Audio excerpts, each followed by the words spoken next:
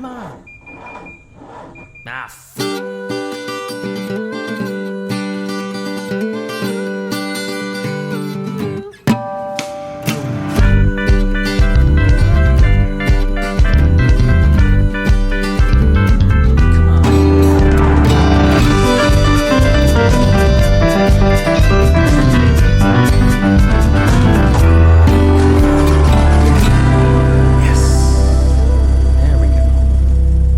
Hey everybody, welcome back to the only podcast produced by three two-time winners of IMSA's Spirit of the Race Award.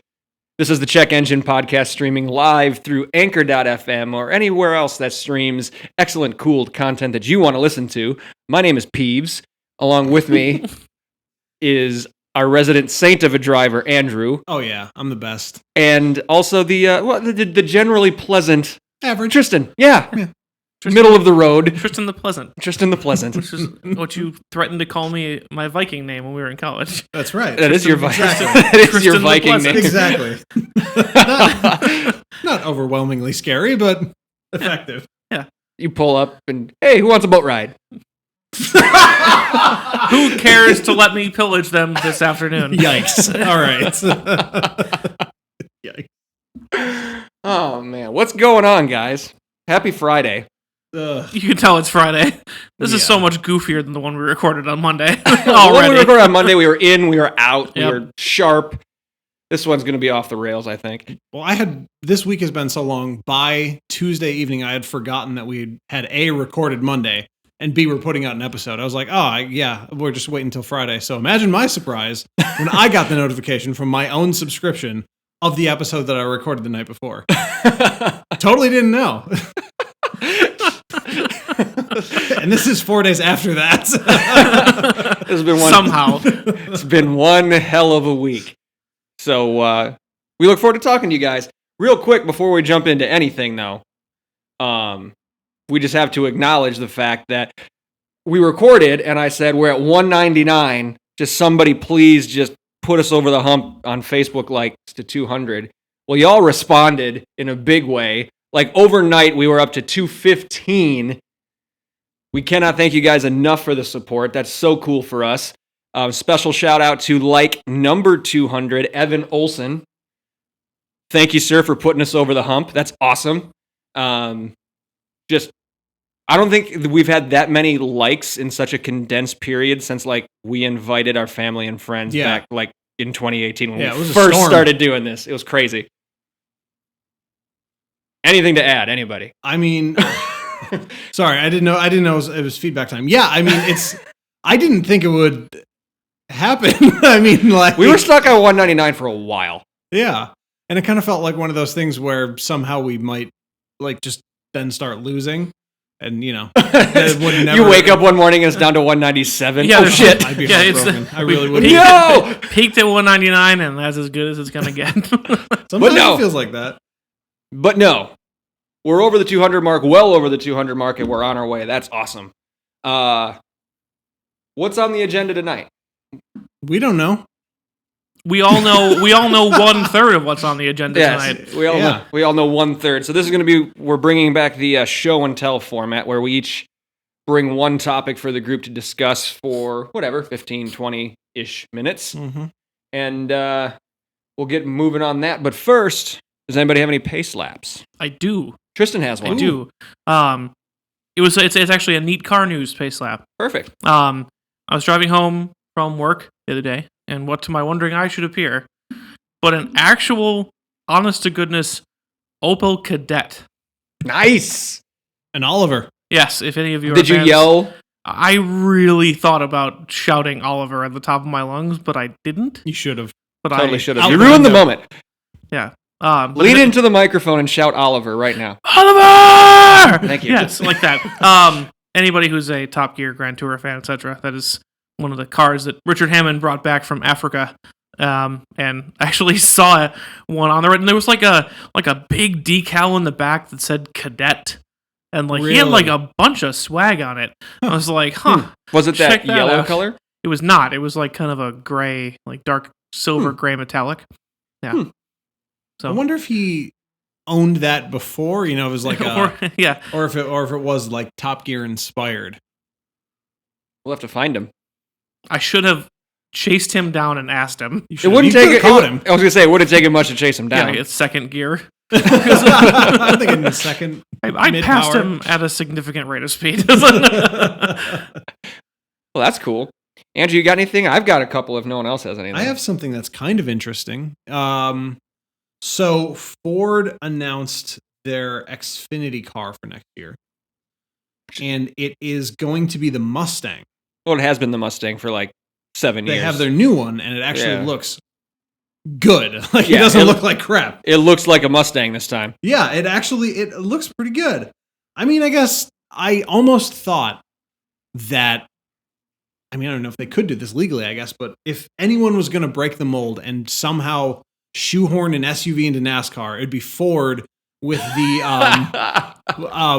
Edge ST. Yes, with the Edge ST. All of a sudden, Xfinity hatchbacks. I thought it might somehow be possible. I don't even know how it would be. I wonder. It wouldn't fit the Silhouette. Well, I guess neither does the Supra. Neither does the Supra or the Camaro or anything. Yeah, not anymore. Who's going to be the first, if it's not Ford, to put an SUV in Xfinity, in NASCAR?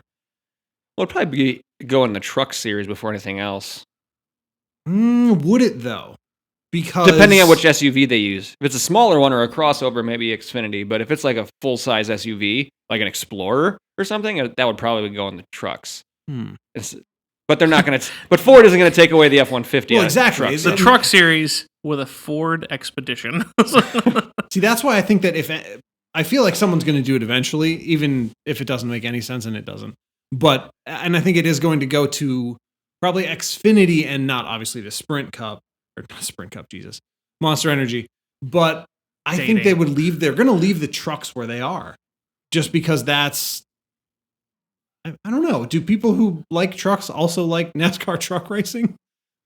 I would tend to think so. I don't know. But either way, that just seems like immovable, because of the marketplace cachet that trucks have. I mean, you can't sub out. Even, doesn't Dodge still race in trucks? Mm-mm. There was that one like pirate radio Dodge truck for a while that like didn't have any manufacturer support and making their own parts for all I know.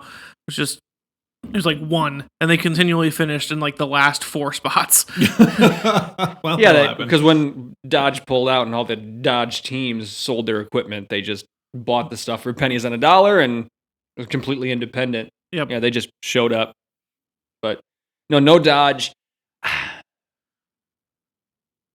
Would you really think that NASCAR would let that happen at some point? I have no idea. They let the Supra happen. That's true. I haven't seen the NASCAR silhouette of that Mustang yet, but I wonder how much crossbreeding there is between that and the Aussie V8 supercar that was moving to Mustang this year. Oh, yeah. They were the Falcon for a long time. Mm-hmm. So I really don't know. That's a good question. Looks like about the first 3 quarters would be, yeah, that makes sense, actually. I never thought about that. Is that something they could possibly do with homologation rules, Nick? Like use part of the, at least maybe. Well, I mean, I don't know. I don't know what the rules are for V8 supercar as far as the greenhouse and how big and what the dimensions need to be. Yeah. But I mean, I'm sure in some sort of manufacturing, if at any point you can figure out a way to scale like that and reuse parts, they're gonna. So it wouldn't surprise me in the least if it was true. But I don't know enough about the supercar series to tell you one way or another. I just thought it was kind of interesting. Someone's gonna try it. I do think with the SUV. Maybe it'll be Toyota. Maybe they'll bring the RAV4. That would be interesting. Highlander. Yeah, maybe. Anyways, what if they start the NASCAR SUV series? God, can we really be that far away? Honestly, what if they get rid of truck and go to SUV? The future is now. Man. We called it. Would you watch that? Out of curiosity, I would watch one probably in the first season. Actually. Might it not be more interesting than truck? Truck is kind of boring. Well, the way they regulate aero on everything, like I would imagine it's going to be the same thing. Fair enough. You know what I mean? You would watch it just to see, oh, look at that. It's an SUV gallivanting around a 1.5 mile high bank track. Like It would look kind of fun. it would look kind of goofy, and then that would kind of wear off, I would think, after a race or two. I suppose. Anyways. Anywho's, which one do I want to talk about here? You said you had a couple. I had a couple. Did you guys see that Acura announced they're bringing back the Type S? Yes. It did. Have you seen the first concept of it? Also, yes. It looks like Acura just made a Camaro. Kind of. Like at first, it caught me off guard at first because it doesn't look like modern Acura.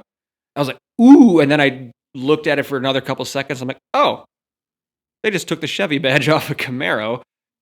So I saw the concept art for the Type S, but before that, I saw a bunch of leak photos for whatever that will be, some sort of Type S or S badged Acura that was riding on a Honda Accord mule, I think it was.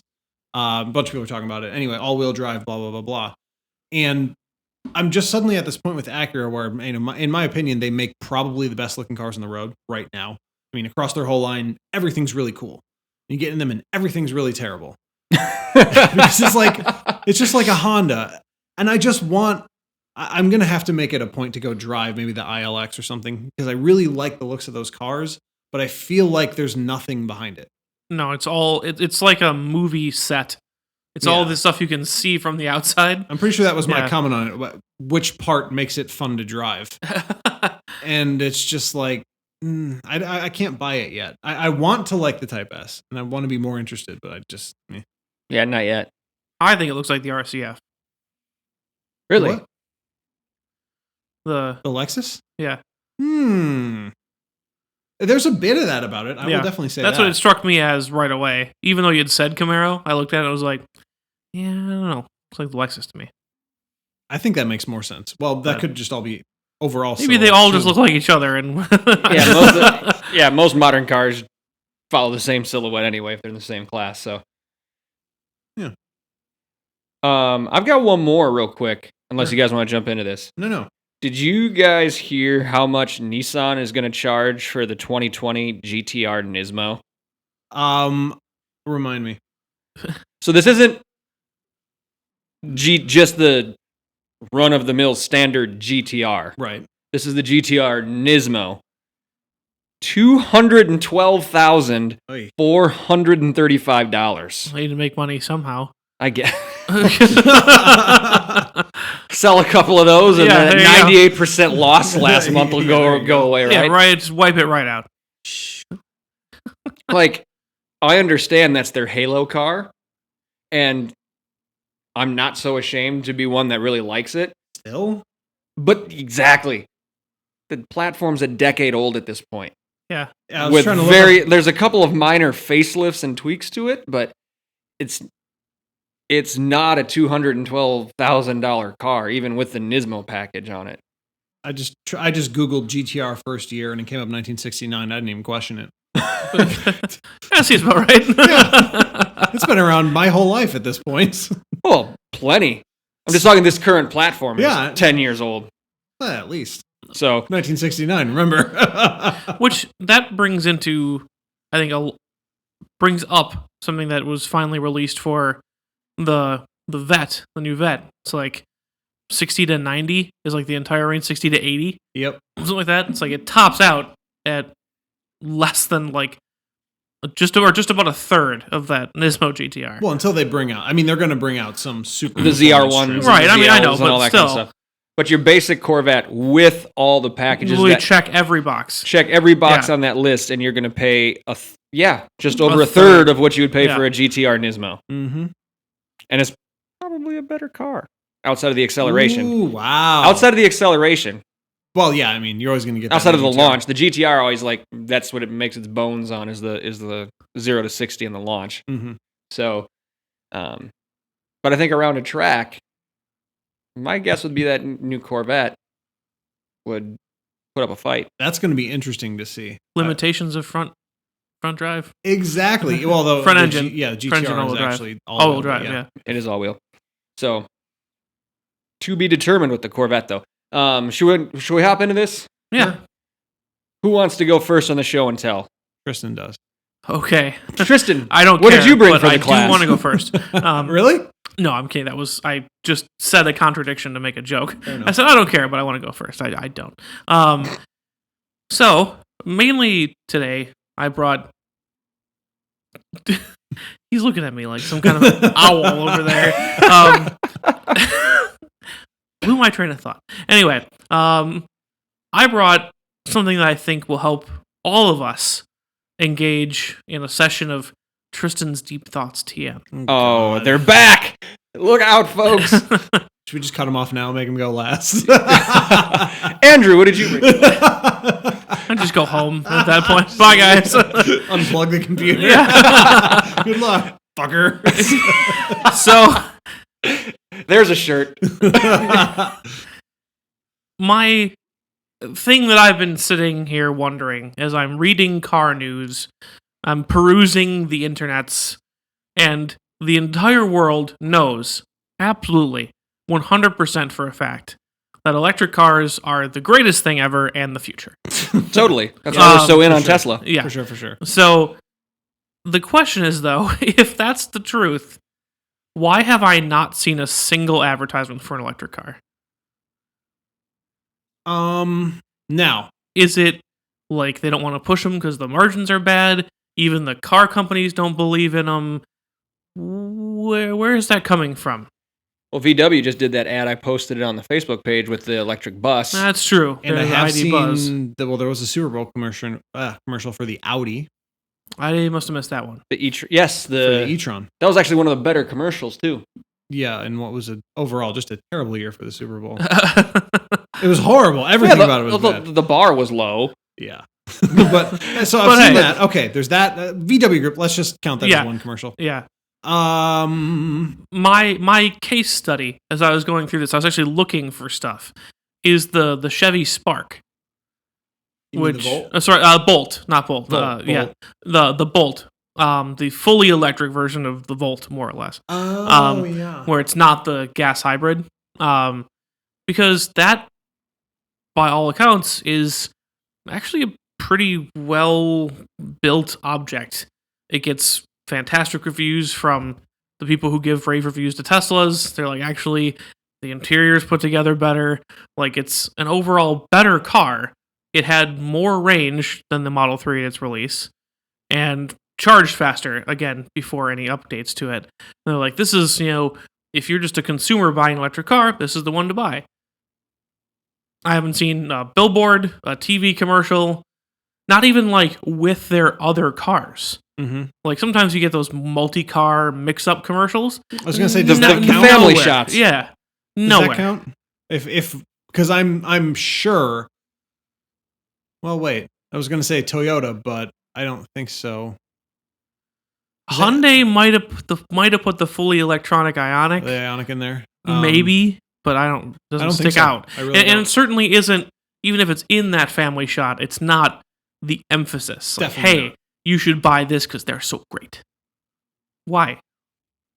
Well, I'm wondering if it's market focus. Like, if we watched a bunch of TV in Calabasas, would we see? True, could be. I really don't know the answer to that because I don't think these companies are shooting multiple commercials. They may shoot, like you said, a different organization. Create a digital organization of cars that puts the electric more in the front. Right. But I don't think they'd go any further than that. Yeah. So it's just a weird thing that I noticed because, like, you read, auto news, auto blog, all these kind of news aggregators for automotive news, and 2/3 of the stuff on there is about how electric cars are the wave of the future, and you see it in more common Silicon Valley stuff, The Verge, etc. It's like everywhere. Well, maybe that's why you don't see ads out there. Because if you've got all these news aggregators, all these bloggers, all the social media, all this other stuff, that's the grassroots side of it. That's all technically free. It's technically And it's advertising and it gets in free. front of a huge audience. So why would you spend $250,000 on a 45-second ad, which when Here's why. for free, you can probably get a wider reach? Here's why. Who are you advertising to? All those things that I mentioned are tech people and car people who are already paying attention to this anyway. Yes. If you want your mom to buy one, she's never going to see it there. Maybe that's not who they want to buy. If you're making the Bolt and the Model 3, that's exactly who they want it to be, the car for everybody. Like, everybody should be buying this electric car. Look at how inexpensive and great it is. When they talk about it, and then they don't advertise it to anybody. Because that's not what they want you to buy. I mean, I think even to some extent, that was my hunch. Well, I think even to some extent, Hyundai doesn't want people to buy the Ioniq Electric necessarily. I don't know. I don't have a reason for like Hyundai. I have a reason for Tesla. Obviously, they don't want people to buy their cheap cars because they can't make them. Right. They don't really want anybody to buy their cars. They want people to think they should and invest in the company. Right. I think there's a couple other things just popped in my head. Either kind of piggybacking off of what Andrew just said, like they don't necessarily want you to buy the electric car. They just want to use that to try to position the company as like a technology leader in general. And calculating fleet mileage. Almost. Yes. So almost like a working concept or a sellable concept. Like, hey, this is what we're capable of. Also, I'm guessing they ran some analytics and some numbers somewhere. And what if the demand created from mainstream advertising is going to outdo what they're able to supply, and even like charging networks and all that kind of stuff. Like what we project people would buy, what the sales bump based on this advertising would be, is something that either we as a company or the infrastructure out there can't fulfill. Well, VW Group's not worried about that. I mean, they sold allegedly 10,000 IDs. Yeah. Or whatever it was. Yeah.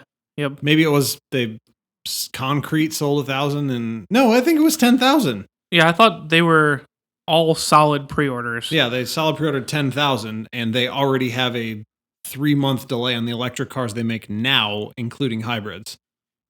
It hasn't stopped them. They're still going to advertise it and sell it, even though there's a backlog.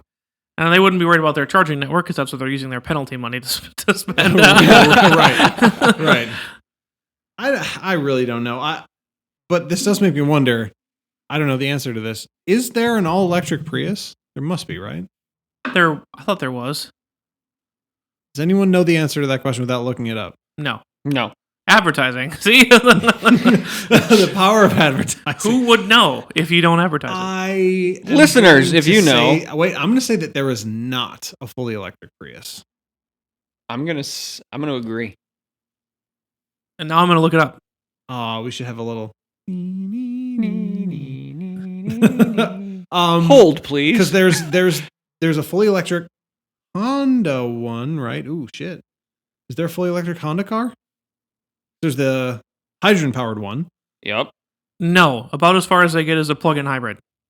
Ah, okay. All right. See, no fully electric. That is bizarre. You'd think they would have caught up to that by now. Yeah. Interesting. I don't know. I mean, I definitely think it's a question of market because you'd have to be super targeted in terms of where you market. I would bet somewhere between the cities of New York, LA, and maybe Chicago, there's going to be at least a handful of billboards for the i3. San Francisco. San Fran, yeah. Any of those bigger cities. At least BMW would have to get in there. We know Probably. Audi is actually advertising. Yes. And, that kind of makes me think that BMW would do it too. And who else? Definitely not Tesla. Definitely not. Mm-mm. They got Twitter fingers over there, so. Twitter fingers.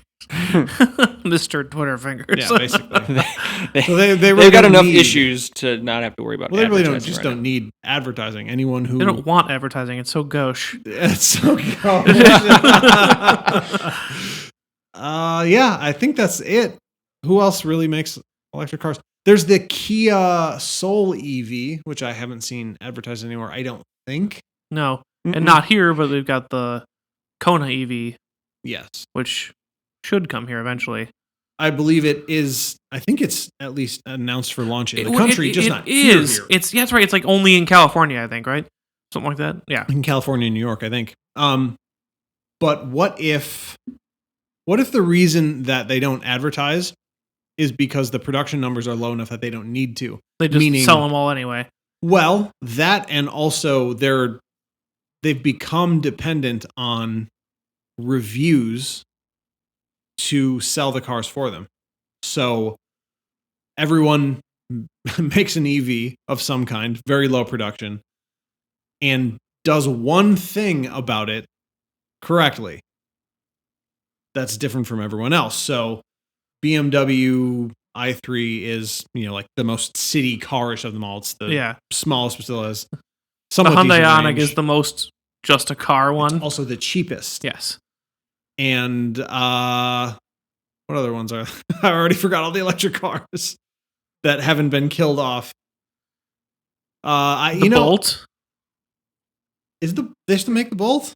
I thought they did. Huh. Yeah. I'll be damned. See, if they would advertise, we'd know. The Taycan. The Taycan. Is that how you pronounce it? I don't know. I didn't watch that video. I didn't watch the video either. Allergy Eyes car. Yeah. They're not going to advertise. Porsche won't advertise. But I mean, just, what if everyone's just kind of depending on Consumer Reports or whoever to sell the car for them? Because people who really like electric cars basically just spend 85% of their time only doing stuff that involves electric cars. Reading reviews, buying electric cars, charging electric cars. Yep. Selling electric cars. Reading reviews of electric cars while they're charging their electric car. Yeah. Seeing how many different combinations of LOL gas plates are available in their state. True. Or oil. Super important. Yeah, gotta have oil in there. If you can't have gas, then oil. It's an interesting. See if that's available. That's an interesting question. Something that had been, I didn't know it, but I finally it finally burst on the scene earlier in the week when we were discussing what we were going to do, what we were going to talk about. It's like, this has been bothering me, and I didn't realize it had been bothering me. So I don't think I've ever really noticed until you just asked that question. You caught me off guard. I think I spent enough time in the tech space reading stuff. That's like, there's a bunch of EV stuff on tech blogs and everything. Mm-hmm. It's like that. I see a ton of it, and it's everywhere, and it's the golden child that will save the car industry and the world. And yet the car industry is mostly silent on it, and that disparity kind of struck me. Well, it could also be an issue of following leaders, where the outside vision, and maybe the numeric fact, is that Tesla is the market leader in electric cars, right? But as we've talked about here before, they're less a car company as opposed to a tech company that sells cars. Yes. And when you think about graphics cards, when's the last time you saw a graphics card advertisement? In very particular places all the time, otherwise not at all. Right, but like a cable TV advertisement for the new series of Ryzen processors. Nowhere. Not happening. No. But again, that's an example where the review sells the product. True, but making the famous comparison, when was the last time you saw an Apple commercial? All the time. Yes. So that's kind of the comparison people love to draw, is the Tesla Apple comparison. Are people still doing that? Yes. Why? No, seriously, why though? No, that's a legitimate question. Expensive things that have quotes design unquote. I don't know. And widgets. So many buttons. I suppose. But not as many as the C8. Not as many as the C8, that's for damn sure. I don't know. I really don't know, because that almost seems like the wrong comparison. I've always thought so. I definitely don't think Tesla and Apple. Who do I think? Tesla and not Microsoft. Definitely not that. I feel like maybe Tesla and Circuit City or something. A defunct store. Yeah, I don't know. I can't think of a tech company comparison. The problem is all the electric car companies compare best to each other. Yeah, that is kind of embarrassing. Okay, so what if it's a question of product kind? So if it's not, and not specifically because it's an electric car, what if it's because it's a car that is electric? What if Rivian comes in and starts advertising aggressively on TV in places like this? What if they buy an ad during football season for their electric truck? Yeah. Wouldn't that be the move? You'd think so. You would think that would be the move. Because that's kind of a newish space, right? Yeah. And I can't imagine more trucks are sold anywhere than, on Sunday football. On football, yeah. Because you get Ford commercial, Chevy commercial, beer commercial, Dodge commercial, Ford commercial, and then you're back. Buffalo Wild Wings commercial. Buffalo Wild Wings. So right. Old Spice. Gotta have Old Spice. And then you're back in the game. Then you're back from the timeout. With the lead usually being Bill Ford Tough. Yes, gotta totally. come back on that. It's classic. Totally. But that's another demographic question though. Like, how many people watching a football game on a Sunday are going to be buying electric cars? Well, Ford just did that little mini movie with their electric F-150. That towed like 1 million F-150s. Oh, shit. That's going to be your test. Yes, that towed 1 million... Some zillion pounds. 1 million nautical pounds. Nautical pounds. Something. Maritime pounds. Whatever it was. I don't know. How many knots did they tow it to, Andrew? Exactly. But they did all that. So apparently that means the all-electric F-150 must be ready. Impending. Production ready. And torquey, apparently. I don't know. I don't know much about that. I just saw a lot of people wearing safety vests and hard hats. I didn't have the sound on and was not going to turn it much on. Like the Tundra towing the space shuttle. Ah, I remember that. Fast cuts looking at hitches. Indeed. Look at the cable. It's tensing. Yes. Anyways, so I guess that is going to become the question. Do these manufacturers, new manufacturers, inhabit the space of traditional car advertisement, or do they just leave that completely? Because Ford is going to have to advertise at F-150, and they have all of the marketing time in the world to do it. That's true. In the primest spots for their demo, they have to do it. They can't not do it, right? Yeah. And they're probably going to do some condensed version of that, like, here's it towing 6 killer whales. Not very many killer whales, really. I know, but at 95 miles an hour. Oh, wow. Oh, now we're talking. 95-mile-an-hour killer whales on Ford, land. you can hire me right now. And here comes PETA. Don't worry. These are carved. They're not real. But they are carved out of ivory.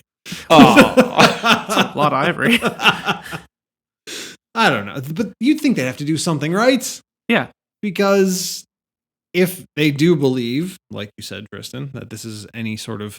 And everyone does. I will tell you this. If they truly do, this has to be the test. The final test, right? This has to be a yes or no indication of whether or not manufacturers believe what they're selling us.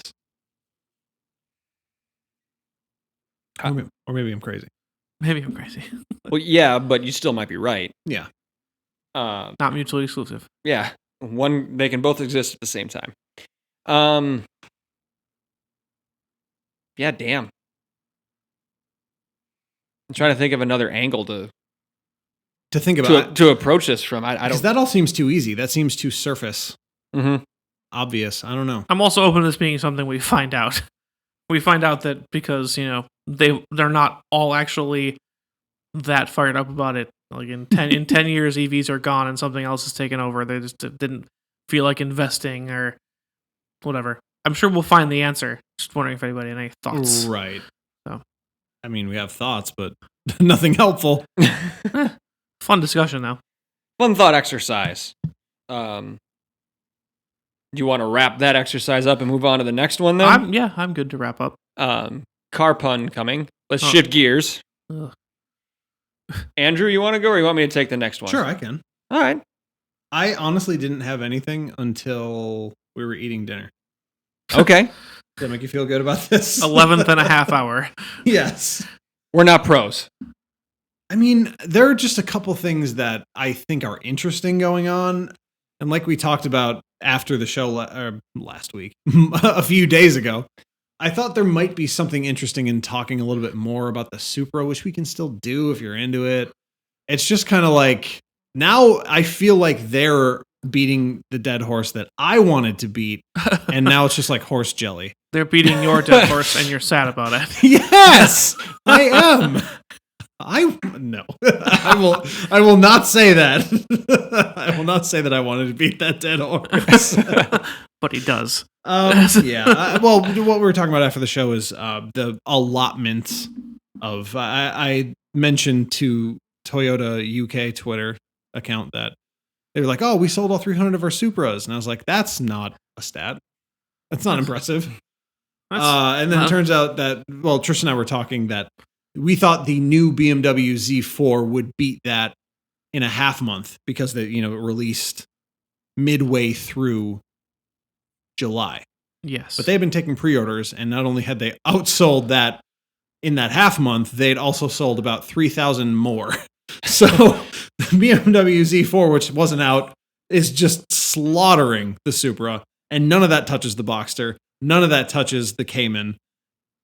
I just don't understand what Toyota's trying to do with the Supra when they're just doing super low production numbers and then promising like every year we'll do special editions. It'll get more power. Who is this for? Other than automotive journalists, who is this car for? Normally, when you think of the original Supra, it was like this, even in stock form, it was this like kind of, superhero for everybody. Like, yeah, it was a gem. Yeah, you could just go buy one. And now it's like in all of the UK, 300. Why? I really don't know. Especially if they wanted to bring it back as something like it was before. It seems like what they did is they looked at the BRZ and went, "Oh, that probably worked." They're like, "Oh, this is bigger. Just a bigger one of those. That'll work." And you say it's for automotive journalists, but if you look up like a lot of the reviews, the journalists are just saying it's a BMW.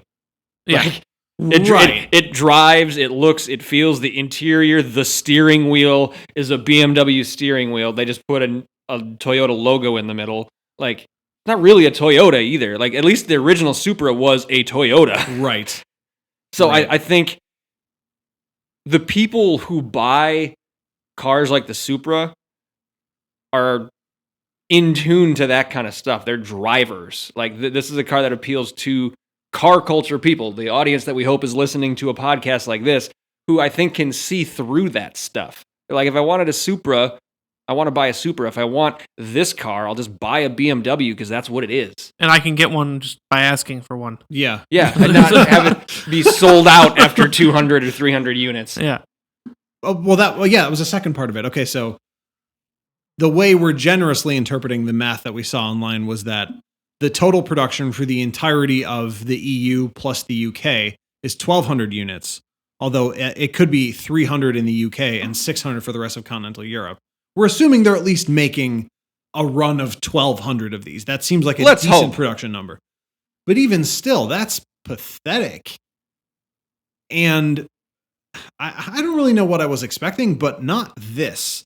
And it just seems like I said, it seems like Toyota looked at the BRZ and said to themselves that it probably worked. But it didn't. What's funny is that they looked at the BRZ situation in general and said, we want to do the opposite this time.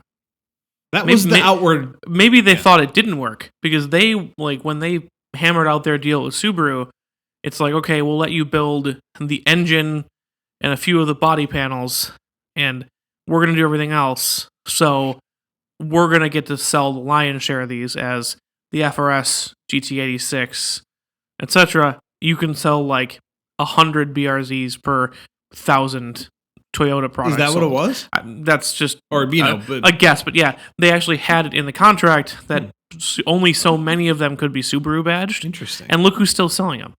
Yeah, Subaru. Like, and also Toyota allegedly. Yeah, but they're all Subarus. I see. Like, and it seems weird that like this time around they're like, we want it to be the other way. We want to produce very few of them, but maybe they saw that it worked. Like creating this like. Even though people who are paying a lot of attention or even some attention might know, hey, really, you can just go buy a Z4 and you can get one of these. Mm-hmm. The people who want a Toyota Supra want a Toyota Supra, even if it's, even if it is, based on BMW stuff. So keeping that exclusivity might keep people interested longer, like it has for the BRZ. You could be right. Maybe. You could definitely be right. Maybe they're hoping to create like some sort of secondary demand. So like, they hope the reviews are good. People can see a few of them out in the road. Mm-hmm. Oh, I can go get one. Oh, I can go get, and then like they wait for that kind of bubble, and then they release like a second wave of a larger number. Right. I'm sure it's almost like they're seeding them. I'm sure that's what they're planning on doing. That was the R8. Year one of the R8 was like 400 cars or something, like super small. But wasn't that also a half year? Yeah. I guess this technically is 2. In some ways, it's a half year, quote unquote. I don't know. Did Toyota forget how to make a good car? Well, it's funny. I mean, that you mentioned that because of us. We were like discussing last week, like, oh, the Camry, the Corolla, like the new ones are actually kind of nice.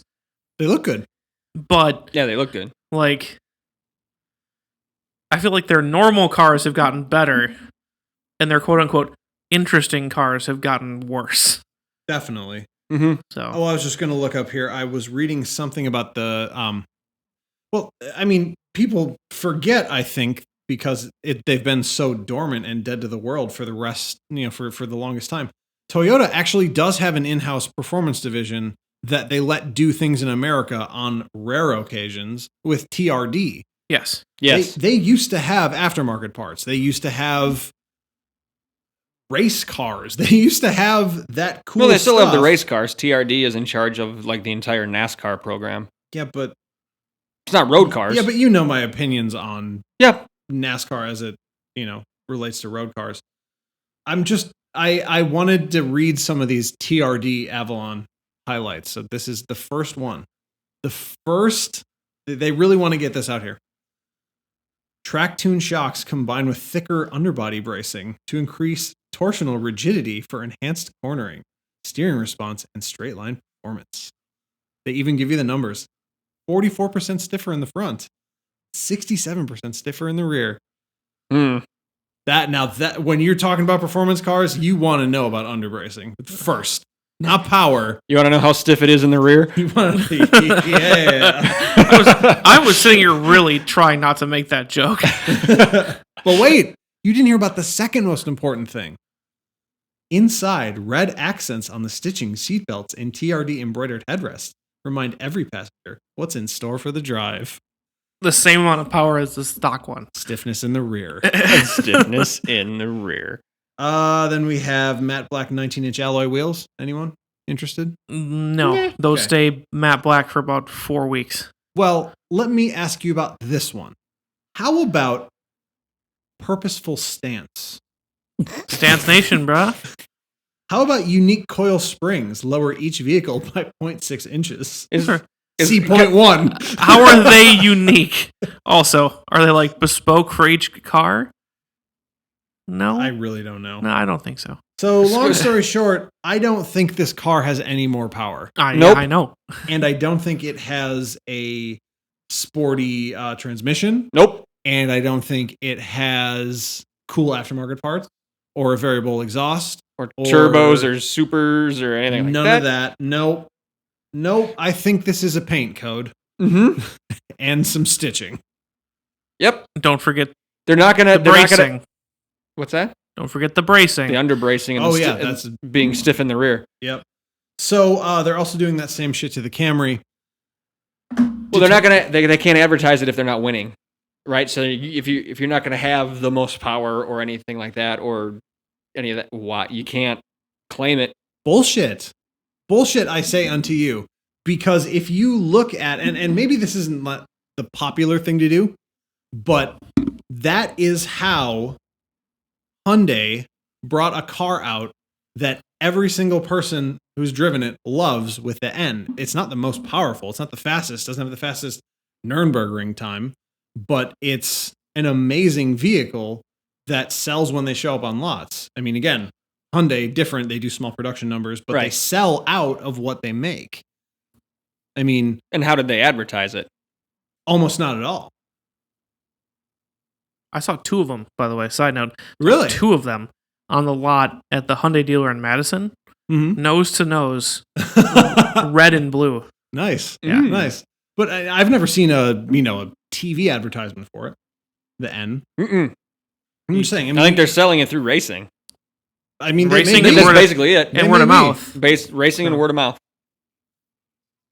But it's just okay. But there's actual like increased performance figures over their regular. Right. yeah, cars. massively. Which is what you should do. Oh, you're saying over you're saying over the other trim line models, Right, not- right, I thought right. you were talking about other cars in the class. No. Gotcha. Okay, no, then you're definitely right. If your TRD Avalon has the same 200 and what do we think? I don't know. As the rolling couch Avalon. Yeah. Well, wait, 204 because the Camry had horsepower? 300, right? The top line Camry had 300.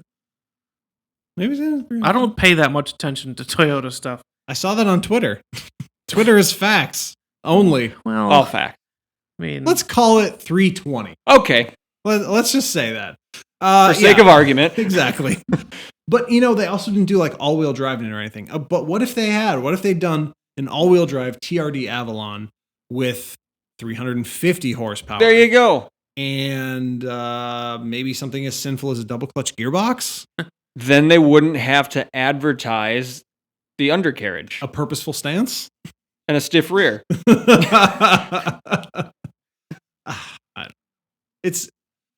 It's kind of a bummer, but I say that, and I got a PlayStation Classic like a week ago, Okay. and immediately hacked it and put Gran Turismo on it, Of course you did. and it made me think. Actually, it's just making me think this right now. What am I yearning for? My entire life, Toyota has not produced cars in America that were worthy of the kind of devotion I have to the brand. You know what I mean? They make good cars, and we know that they have made amazing cars that do performance, Mm-hmm. but realistically, I was never going to own a Supra. I was never going to drive, the Mark IV, Mark III? yeah. I think it's Mark IV. Yeah. I was never going to own one of those cars, so what exactly am I beholden to with Toyota? Why do I give a shit? Memories. But they're not really. You're eating the member berries. They're not really even my memories. That's the thing. My memories are of Need for Speed Underground Yes. and Gran Turismo. They're not of the actual car. It's just so bizarre, and I'm just having this realization as like As he sits here, I can watch it on Yeah. his face. they never cared about me. they never. Screw you, Toyota. Yeah, fuck you. How dare you destroy me like this? It's funny because really, folks, he's sitting here destroying himself. This is water. I'm not talking about what you're drinking. Oh. Talking about how your brain is working right now. You're spiraling, Andrew. Yeah. Pull out of it. I just want to like something that Toyota makes. I thought you were just going to leave it at something. That would've been fun. No, I just want to like something that they make and have that be more than imaginary. Have it be more than a copy of a copy. That's fair. I mean, that's why I'm like, I just don't pay that much attention to Toyota because my video games were post that generation. But don't you wish you could pay attention to them? Not really. No. Don't care. Really? I mean, give us something to pay attention to. And then I will. I didn't pay attention to Hyundai either until they gave me something to pay attention to. That's fair. Do it. It's not that. It's apparently not that hard because most car companies have something that I can look at and be like, "That's interesting. I want one of those." Even if I don't end up buying it, there's options out there that interest me from nearly every car maker. Yeah, you would at least like test drive it. Yeah. Yeah. Not Toyota. Nope. Mm-mm.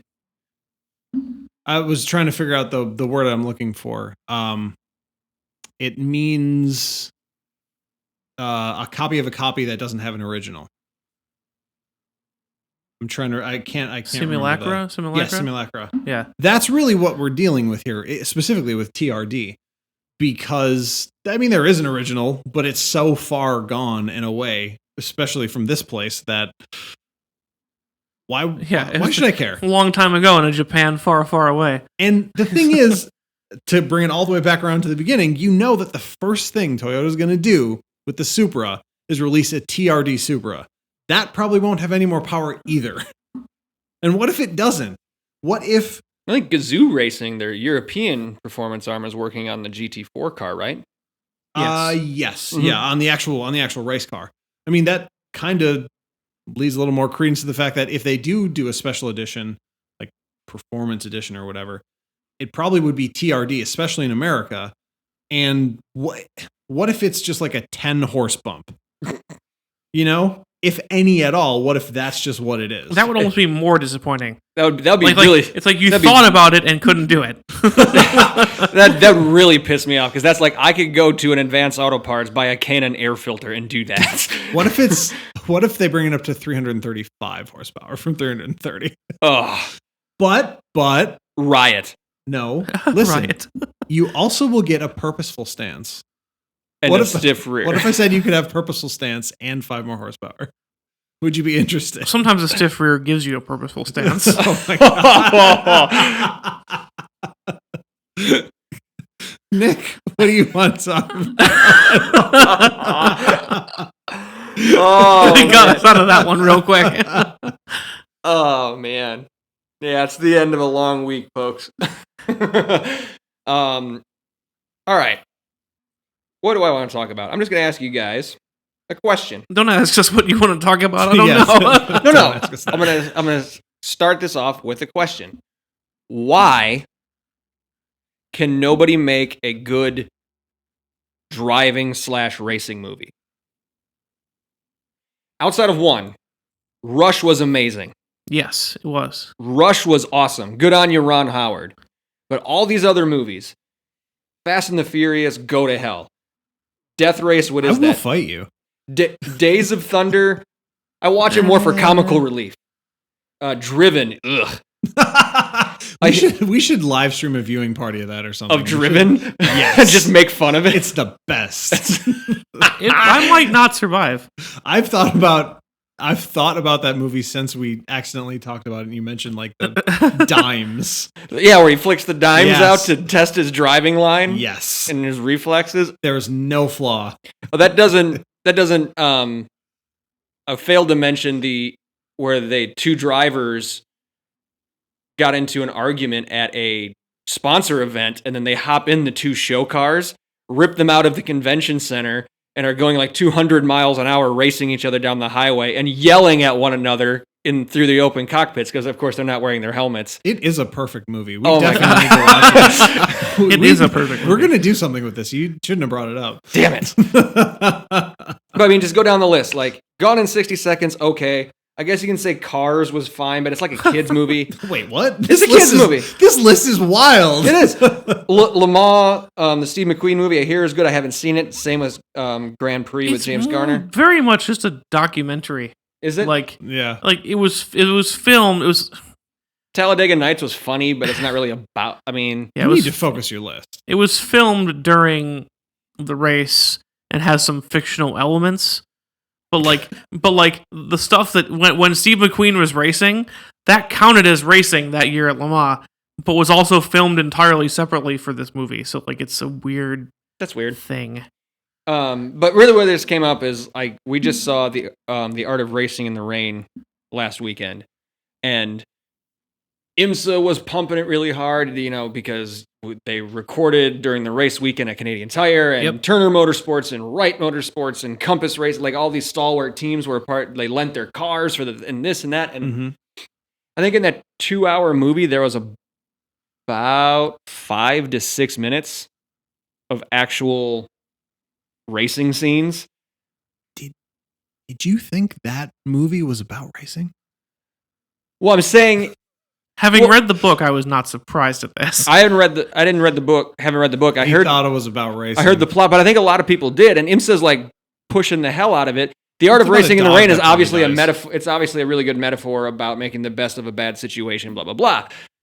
But it's like that just got me to thinking like, why can't anybody besides Ron Howard make a good racing movie? And all these people who are brought in as consultants, why can't they call these people out in the bullshit? and be like, no, that's wrong. It doesn't happen like that. No, But The Art of Racing in the Rain isn't a racing movie. It's a dead dog movie. The question is, you saw it? I haven't seen it yet. I'm not talking about Art of Racing in the Rain. This spurred this question. Why can't anybody make a driving movie good? Were the parts of that movie that involved racing correct? They were close. They were okay.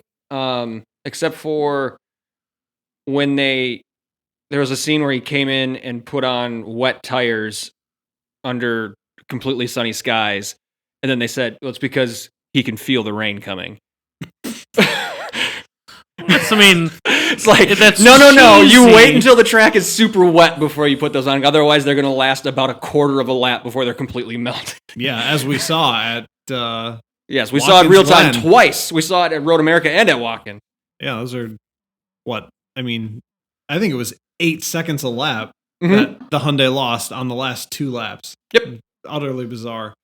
With wet tires and dry conditions. But, that actually is an interesting point, specifically with that one instance, because if, for some reason, I can't imagine why you'd want to do this, you wanted to make a movie that was more true to racing, you could have just been like, I can feel the rain coming, and the crew chief would have told him to shut the fuck up. Exactly. And then it would have started raining, and then they could have put the tires on, and like the movie could have carried on. But I think one of the main problems is that no one wants to make a movie about racing, because I think, if we're honest with ourselves, people who go to watch racing are fucking boring.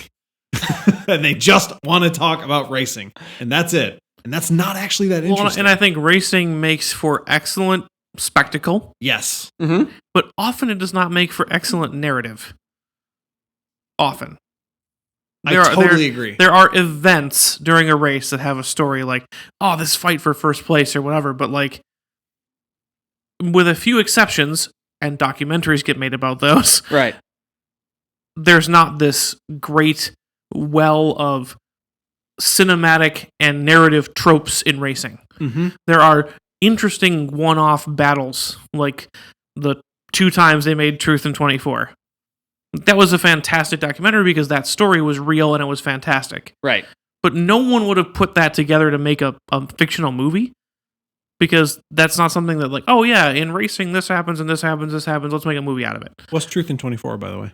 A documentary about 2 of Audi's wins at Le Mans. Mm-hmm. They're both against Peugeot. Yeah, they were. No, Peugeot and Toyota was the second one. I thought. I think so. Yeah.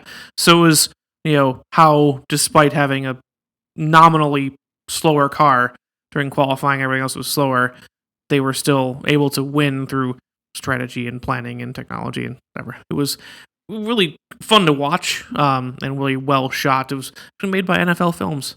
I'm not surprised. They had a bunch of slow-mo cameras that they took to Le Mans because it was the football off-season, so they just went and, so. They do have some good cinematographers. Does it have that real deep voice narrator, too? It was Jason Statham. Oh, that's right. Statham did it. I don't know that I want to hear him narrate. So he was actually pretty good. He's not all right. bad. But it's like, so when these stories happen, that's when you get this narrative that is good enough for a documentary or a slightly fictionalized movie. So what was the best racing movie that you said?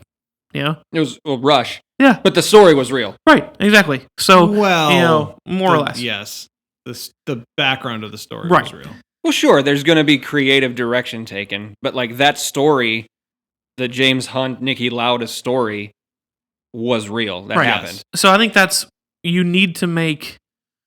I think most people who see real good racing stories make documentaries and don't turn them into racing movies, because I think it's hard to kind of spin off a really interesting racing story without making up a bunch of fake bullshit like Driven. I'm telling you.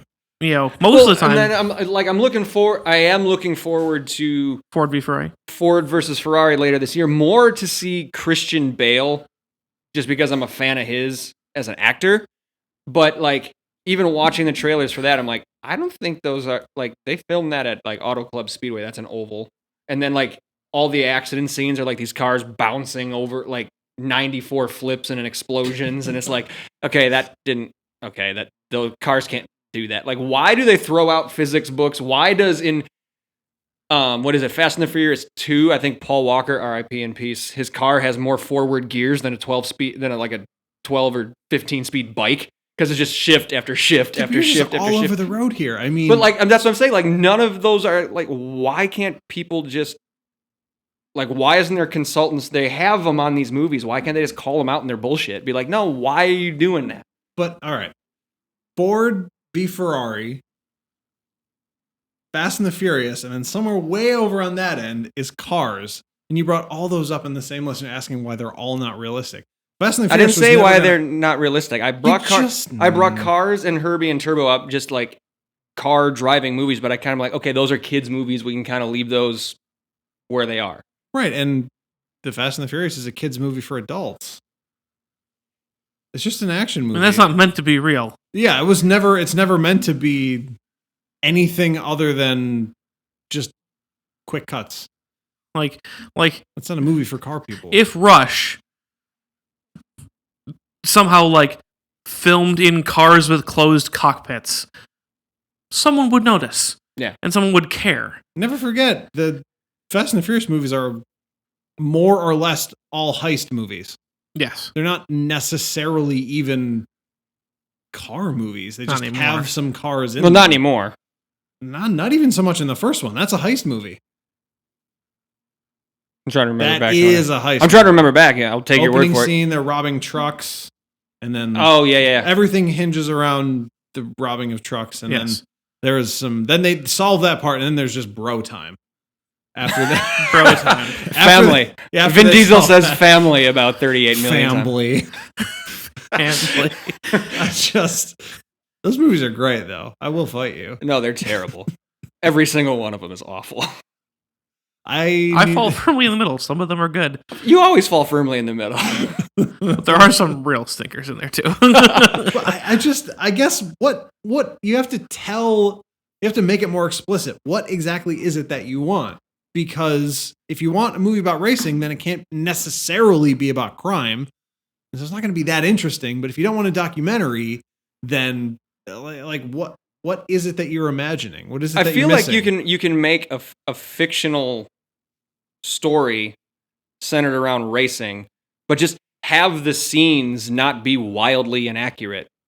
So tell me like a rough character arc. What are we talking about? Like, you don't have to give specific series, but just your main character is what? Is it a racing season? Is it trying to get on a team? Like what's the rough character? Or is it just a dude who likes racing and also has a 9 to 5? Like, what are we talking about? I think you can make it about a guy trying to make it in the sport, trying to climb his or her way through the ranks. Mm-hmm.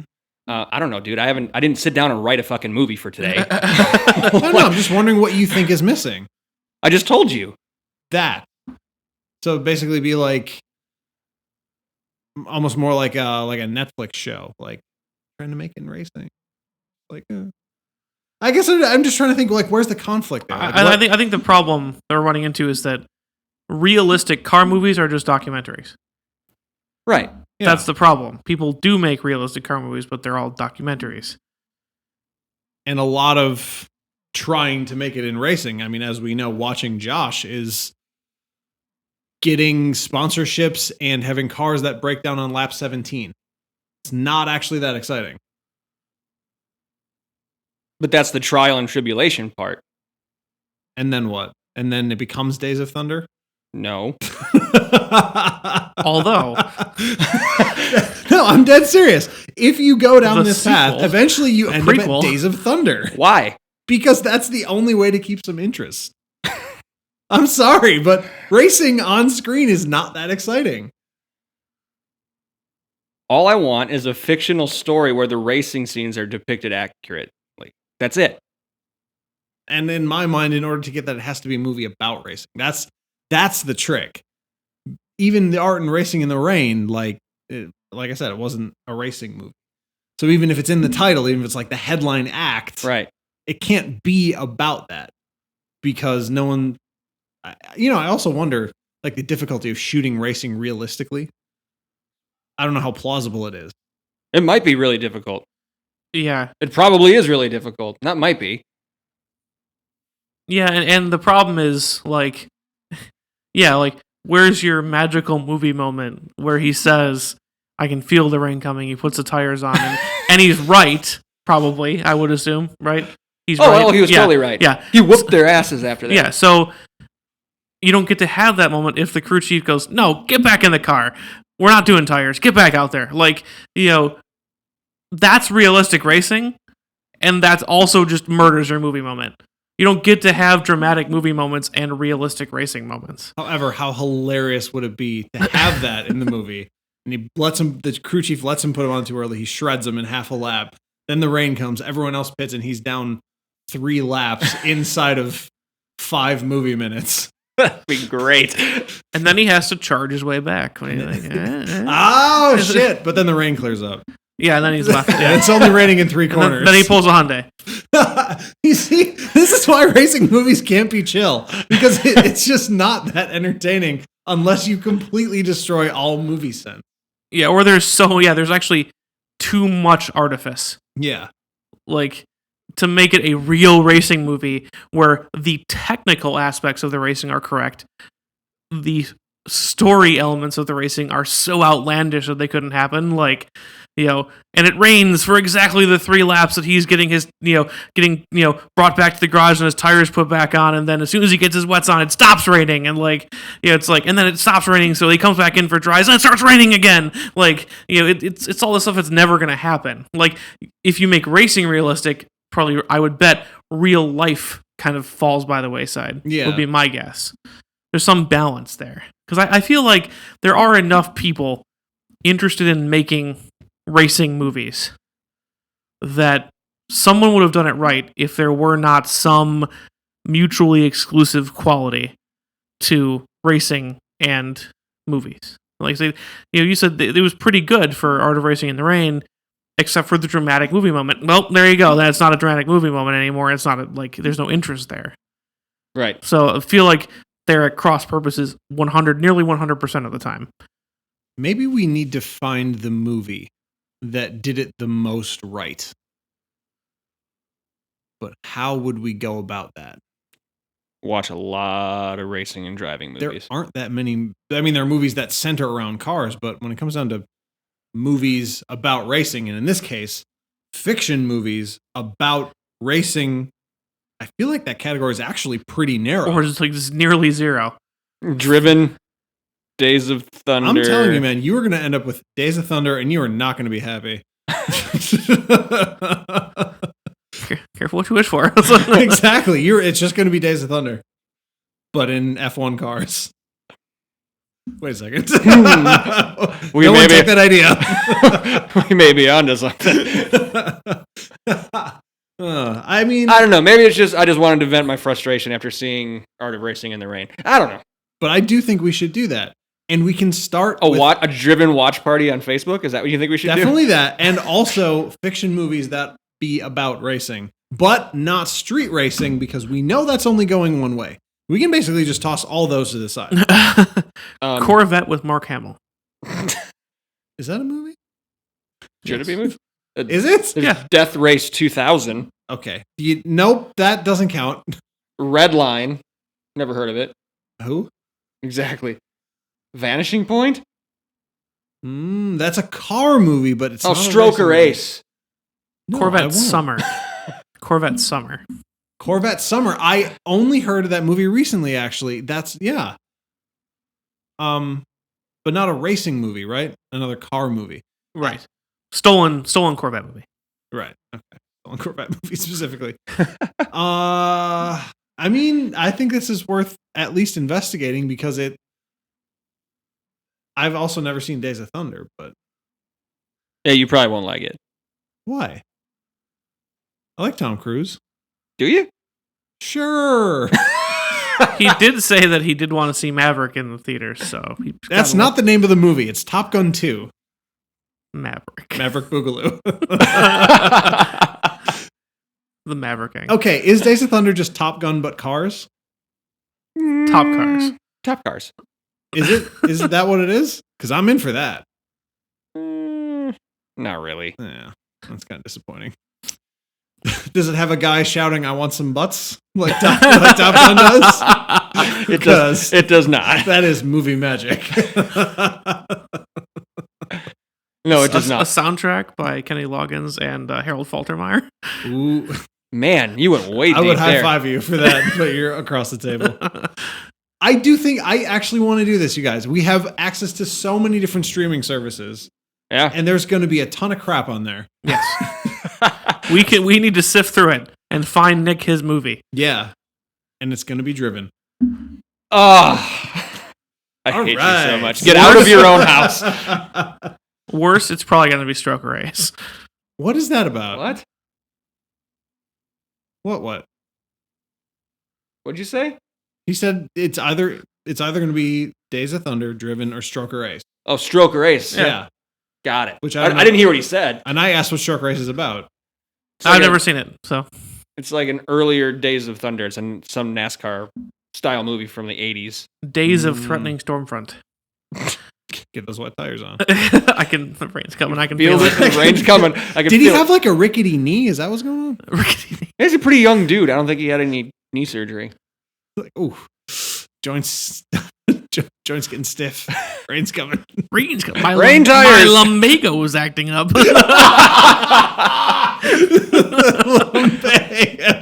All right, we got to get out of here. Yeah, I'm going to make you wish you never said that joke to me. I'm going to send you a video right now. Oh, no. I will watch that when we're done. Anyways. Let me go to bed. Please, let's just get out of here. Let's wrap this up, guys. Who are we thanking today? Thank Lumbago. I mean, 200 fans. What? We actually did it. So I mean, it's got to be the fans again, right? I would agree with that one. The fans take it for the likes and putting up with us. Yeah. Putting up, especially this fucking episode. Shit like this. We're obviously not pros, but you listened all the way through. So we appreciate you. We appreciate that. But we don't want you just to listen. We want you to reach out. We want you to talk with us. You can start at checkenginepodcast.com. You can find blogs there. You can find old episodes there. Info about us if you care to know. Links to our socials. All that kind of stuff. There's an inbox there as well. An email address is inbox@checkenginepodcast.com. So our website is a good place to start. Otherwise, we are on the socials. So we're on Facebook. Please like us there. We're at Check Engine Podcast. Andrew, we're on Twitter too, aren't we? Yeah, at Check Engine Pod. So follow us there, retweet us, all of those things. If you want to see great retweets of Artisan Loaf, definitely. We're the internet's primary source of Artisan Loaf retweets. As always. Tristan, are we also on Instagram or not? Or not? Yeah, What? not recently. What? Yes. But we are. Yes, we are actually at Check Engine Pod. There it is. So find us on there as well. If you really like what we're doing, you can support us financially, and we'd love that. There's a support button right at our anchor.fm page, anchor.fm/checkenginepodcast. We also have a Patreon page, patreon.com/checkenginepodcast. Has anybody checked that recently? What? Yeah. I keep an eye on it. Yes. Oh, okay. I'm just wondering because I haven't heard much about it lately. Yes, I check it regularly. Sweet. If you don't want to give us money, that's cool. You can also give us reviews. Hopefully you enjoyed enough that you want to take a few seconds to give us a review, or take even less time to click that subscribe button. All that's going to do is let you know when we come out with new stuff. It helped me out this week. It totally did. Definitely. Andrew didn't know an episode. Oh, wow, we came out with a new episode this week. How about that? That we did. See? Proof of concept right there, everybody. So yeah, subscriptions, we'd love those. Reviews, we'd love those. Reach out to us. Let us know what you like, what you don't like, what you want to hear us try, what episode ideas you have. We made it to 200 likes on Facebook. Huge milestone for a little podcast like us. So thank you to all the fans always, because even if we suck, like I think we did tonight, Pretty sure. You guys are always awesome. And because of that, we cannot wait to talk to you one more time. So until then, take care.